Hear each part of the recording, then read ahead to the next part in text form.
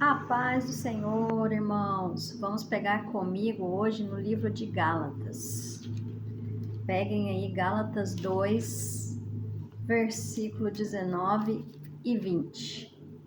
Esse livro de Gálatas foi escrito por Paulo, foi uma carta enviada à igreja das Galácias, alertando aquele povo, porque aquele povo estava um pouco perdido, um pouco agindo fora da palavra de Deus. E o Espírito Santo incomodou a Paulo e Paulo escreveu esta carta alertando aquele povo. E no capítulo 2, a partir do 11, Paulo vem repreender o comportamento de Pedro, porque Pedro era judeu, assim como Paulo. E Paulo disse o seguinte: eu era judeu e, de acordo com minhas crenças, minhas tradições, eu perseguia os cristãos.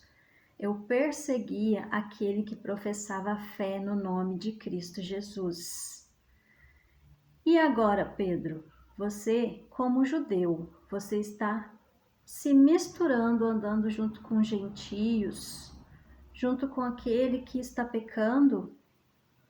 E aí, Pedro, a lei veio para ser completada, veio para ser seguida, mas não é pela lei que seremos salvos, é pela graça de Deus.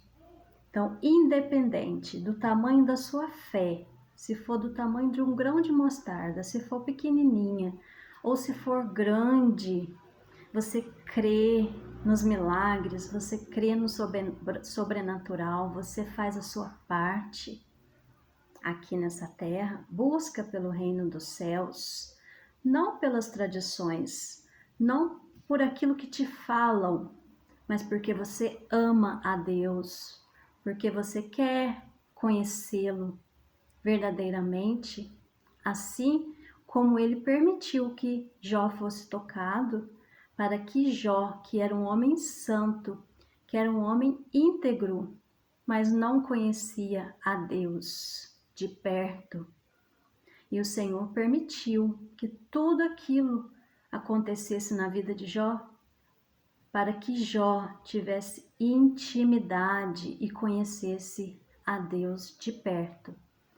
Então, em Gálatas, aqui na carta aos Gálatas, no versículo 19 e 20, Paulo diz assim: porque eu, pela lei, estou morto para a lei, para viver para Deus.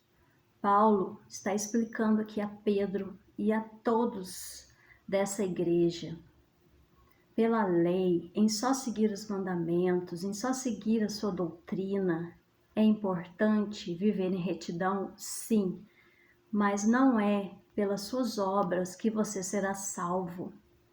Não é por suas tradições, não é por pertencer à igreja há séculos, sem me conhecer, sem conhecer a Deus, sem entregar a Ele, sem abrir seu coração, sem se aquebrantar, sem se consertar. Não é por isso que você vai ser salvo. Então, não retroceda.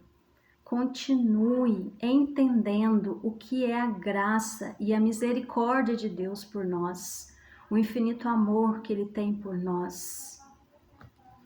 Versículo 20. Já estou crucificado com Cristo e vivo. Não mais eu, mas Cristo vive em mim. E a vida que agora vivo na carne, vivo-a na fé do Filho de Deus, o qual me amou e se entregou a si mesmo por mim. Então, quando você crê que Deus mandou o Filho dele, único, Jesus, para nos salvar, que Jesus caminhou ali durante 3 anos, sofreu, foi apedrejado, foi crucificado, operou milagres, falou das vontades do Pai, converteu milhares de pessoas, começaram a segui-lo, mas ele operava milagres e ao mesmo tempo incomodava os religiosos da época. Os fariseus, alguns sacerdotes, seguiam a doutrina de Moisés. Eles sabiam todas as leis de Moisés e seguiam à risca tudo aquilo que Moisés deixou. Moisés foi instruído pelo Espírito Santo? Sim, mas o único que conseguiu obedecer e seguir todas as leis foi Jesus. Nenhum homem conseguiu seguir todas as leis colocadas lá no Antigo Testamento. Então, o que Paulo vem alertar aqui à igreja das Galácias? Aquele povo, para que eles se atentassem, porque eles estavam cumprindo mais a lei, eles estavam achando que era a fé deles e as obras deles que os iam salvar. E não é, nós somos salvos pela graça de Deus, pelo amor dele. Fazer a obra do Senhor aqui nessa terra é uma missão que o Espírito Santo de Deus, nosso Consolador, nosso ajudador, nos capacita para isso. Então se encha, busca pela presença de Deus, busque por Ele a cada minuto do seu dia, faça a sua parte. Então, não é por ser bonzinho, não é por achar que é frequentador de igreja, que é a religião, que é o amigo, que é o outro, que são nossas atitudes que nos salvarão. Nossas atitudes alegram muito o coração de Deus, se forem atitudes alinhadas aos mandamentos que Ele nos deixou. E a gente deve lembrar que o principal mandamento que resume todos os outros são 2, né?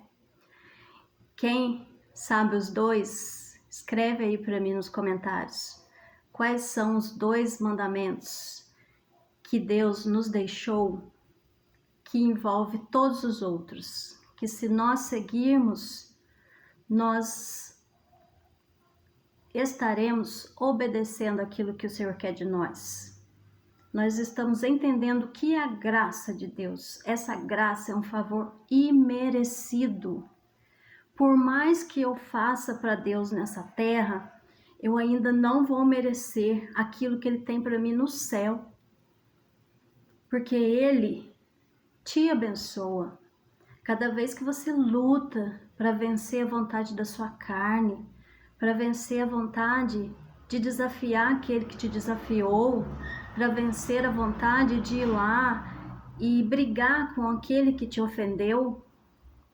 Se você não tem o que falar, é melhor se calar. Vá, congregue, porque o Senhor Jesus nunca andava sozinho, Ele andava sempre com seus discípulos e Ele arrastava multidões atrás dele, então Ele não fez ninguém para ficar sozinho. Ele quer que você congregue, faça parte de uma igreja, mas não deixe se corromper pela religiosidade. Sirva a Cristo, seja imitador dele, veja o que Ele quer de você, veja como Cristo agia diante daqueles que precisavam, diante daqueles que estavam sofrendo. Veja como Cristo agia diante daqueles que tinham vícios, como Ele era bom, como Ele era misericordioso, como Ele estendia a mão. Ele não fazia distinção das pessoas, Ele não julgava, Ele amava, Ele cuidava. Então vamos refletir sobre essa passagem que está em Gálatas 2, versículo 19 e 20, e eu quero ver os comentários de vocês aqui. Quais os 2 principais mandamentos que resumem todos os outros? Deus abençoe a todos e fiquem na paz do Senhor Jesus.